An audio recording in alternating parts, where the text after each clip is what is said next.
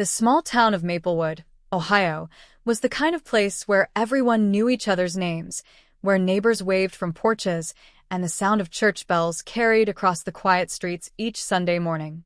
Its rows of modest houses with wide porches and neatly trimmed lawns stood as reminders of simpler times. For 16-year-old Claire Anderson, Maplewood had always been predictable, safe, steady, and ordinary. But the summer she discovered the secret window in her grandmother's attic, everything changed. Claire had come to Maplewood reluctantly.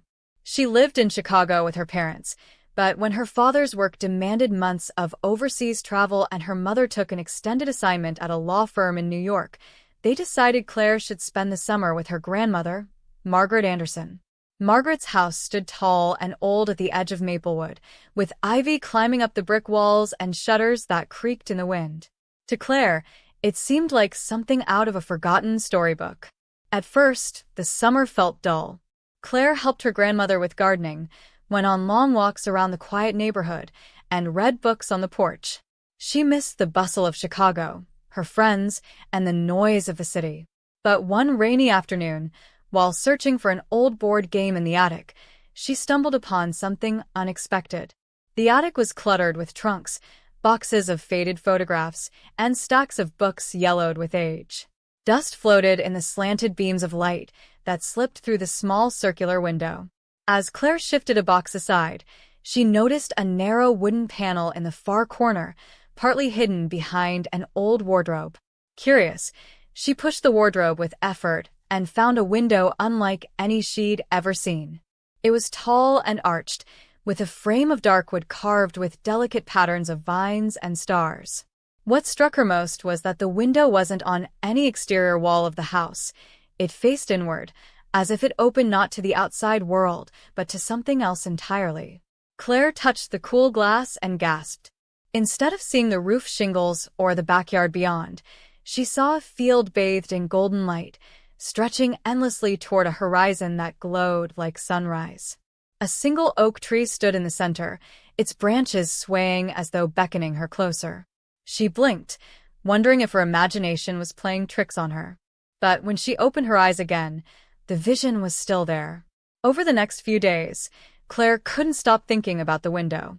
She returned to it again and again, sometimes in the early morning, sometimes late at night. Each time, the view was different. Sometimes it showed the golden field, other times a quiet lake reflecting the moon, or a cobblestone street lined with lanterns glowing softly. The images were so vivid, so alive, that Claire felt as if she could step right through. One afternoon, she invited her new neighbor, Ethan Collins, to see it.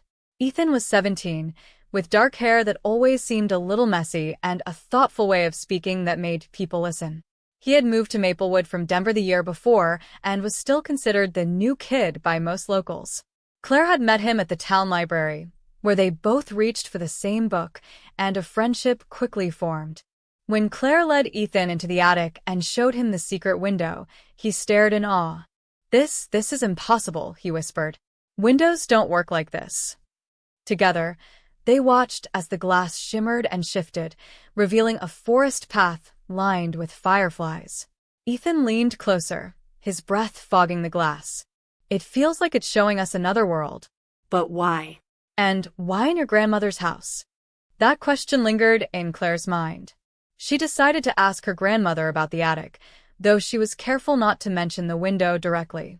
Margaret was a kind woman, sharp despite her age, and often told stories about her childhood in Maplewood.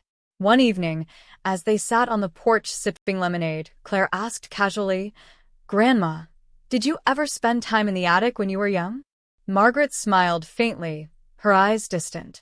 "Oh, the attic was always a place of mystery. I used to imagine it held secrets, though I never found anything unusual myself. But my mother, your great-grandmother, she used to say that the house was built with dreams in its walls." I never quite knew what she meant. The more Claire thought about it, the more convinced she became that the window wasn't just a trick of her imagination. With Ethan's help, she began researching the history of the house. They visited the Maplewood Historical Society, combing through old records and maps. To their surprise, They discovered that the Anderson house had been built in 1892 by a craftsman named Elias Whitmore, a man known in town for his eccentric designs. According to a faded newspaper article, Elias believed in windows to the soul and spoke often about building doorways to dreams. "This has to be connected," Ethan said as they left the archives one hot afternoon. "What if Elias actually built something magical into your house? Something that lets people see what they most need to see?" Claire's mind raced. "But why me? Why now?" Ethan shrugged.